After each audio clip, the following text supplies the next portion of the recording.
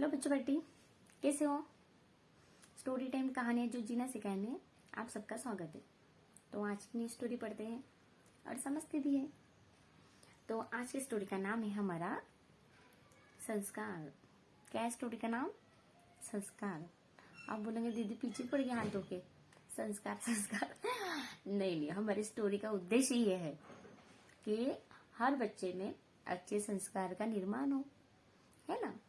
आप कैसे अभी आपका मन कैसा है, अभी उपजाऊ जमीन है ना, गीली गीली जमीन है।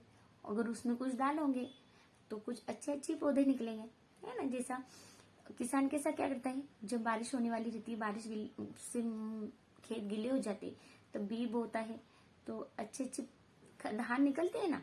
वो धान से हमारी पेट पूजा होती है, फिर हमें खुशी होती है ना। भूख लगे तो खाना खाए तो खुशी होती है ना। तो ऐसे ही आप अभी छोटे बच्चे हो, आपको अच्छी अच्छी चीजें सुनेंगे समझोगे तो थोड़ी थोड़ी चीजें ऑटोमेटिक अपने अंदर घुसते जाएंगी, है ना। ठीक है, तो आज की स्टोरी का नाम है हमारा संस्कार। तो हम शुरू करते हैं आज की स्टोरी। एक संत ने एक विश्वविद्यालय का आरंभ किया, यानी यूनिवर्सिटी की स्थापना की। उन्होंने एक विश्वविद्यालय की स्थापना की। इस विद्यालय का प्रमुख उद्देश्य था ऐसे संस्कारी युवक युवतियों का निर्माण करना, ऐसे संस्कारी युवक युवतियों का निर्माण करना जो समाज के विकास में सहभागी बन सके। युवक युवतियां मतलब तुम यंगस्टर, एक अच्छे बड़े बनोगे तो आपके अंदर संस्कार आने चाहिए।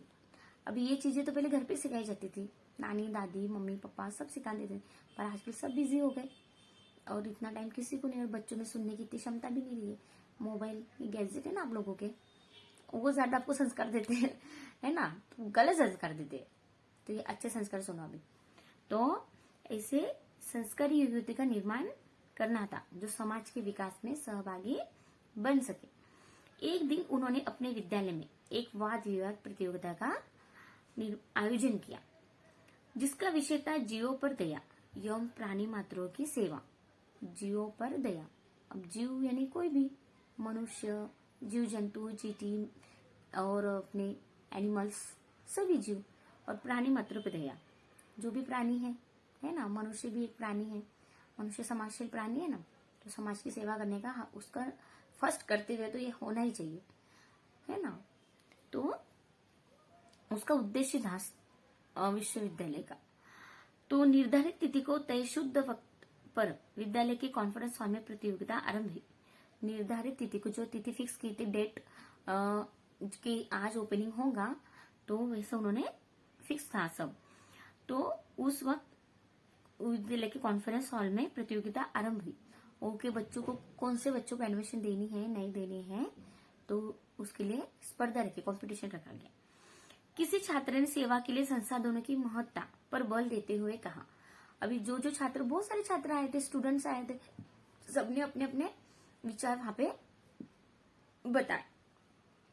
कहा कि हम दूसरों की तभी सेवा कर सकते हैं जब हमारे पास उसके लिए पर्याप्त संसाधन हो। संसाधन यानी वस्तु में आते हैं पैसा हो, और पैसा रहा तो हम सभी चीजें दे। ऐसा लगता है कि जैसे कि हमारे पास पैसा रहा तो हम किसी को ठंड बज रही है तो ब्लैंकेट दे सके, किसी को अन्नदान दे सके। देखो, पैसा रहा तो किसी किसी की सोच होती है कि पैसा है तो ही हम समाज सेवा कर सकते हैं या किसी की मदद कर सकते हैं, ये सोच पे निर्भर होते हैं। पर वाकई में ऐसा होता है कि किसी की मदद करने के लिए ना पैसे होने की जरूरत नहीं होती, सिर्फ मन में भाव होना चाहिए।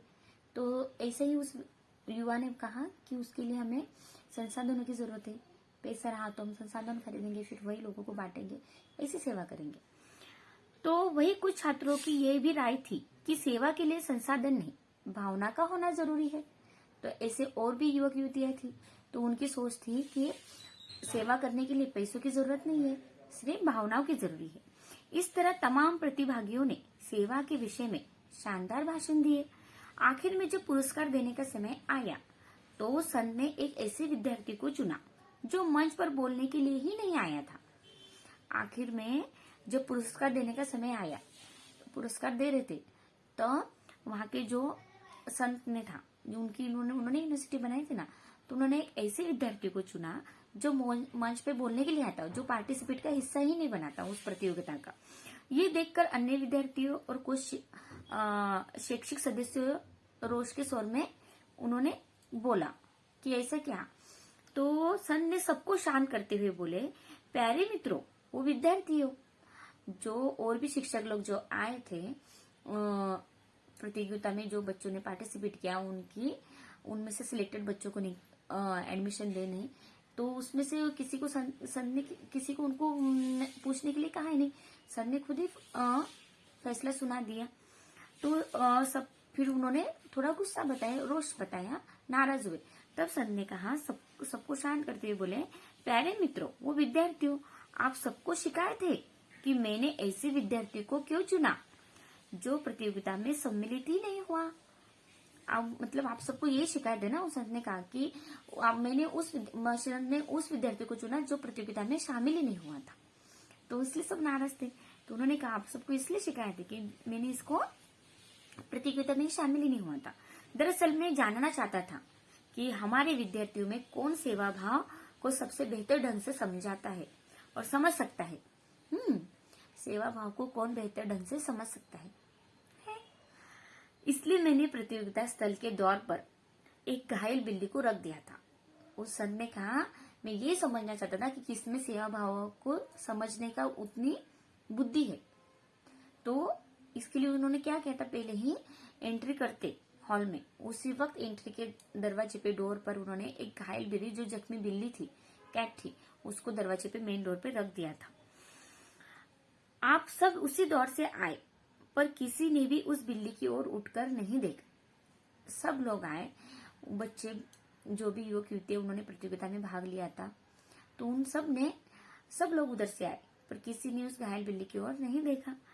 ये अकेला प्रतिभागी था, ये अकेला ही ऐसा पार्टिसिपेट था जिसने वहां रुककर उसका उपचार किया और उसे सुरक्षित स्थान पर छोड़ाया। ये जो युवक उन्होंने चुना था ना, साधु ने उसको पुरस्कार दिया। तो ये युवक ने उसे उठाया, उसके ऊपर जो उपचार किया, जख्म हुई थी, और उसे सुरक्षित जगह पे, कि जहां इसको चोट ना पहुंचे, कोई और कुत्ते बिल्ली इसको हानि ना पहुंचाए, तो उन्होंने उसे सुरक्षित स्थान पर उसने रख के आया। सेवा सहायता डिबेट का विषय नहीं है। सर ने कहा, सेवा डिबेट का विषय नहीं, ये वाद विवाद का विषय नहीं है कि कौन अच्छे से सेवा कर सकता, कौन अच्छे से नहीं। ये वाद विवाद का विषय नहीं है, जीवन जीने की कला है। सर ने कहा कि सेवा भाव ये डिबेट का विषय नहीं, ये जीवन जीने की कला है। जो अपने आचरण से शिक्षा देने की साहस रखता हो, उसके कर्तव्य कितने भी प्रभावी क्यों ना हो, जो अपने आचरण से शिक्षा देने का साहस न रखता हो, उसके वक्तव्य कितने भी प्रभावी क्यों ना हो, वो पुरस्कार के योग्य ही नहीं।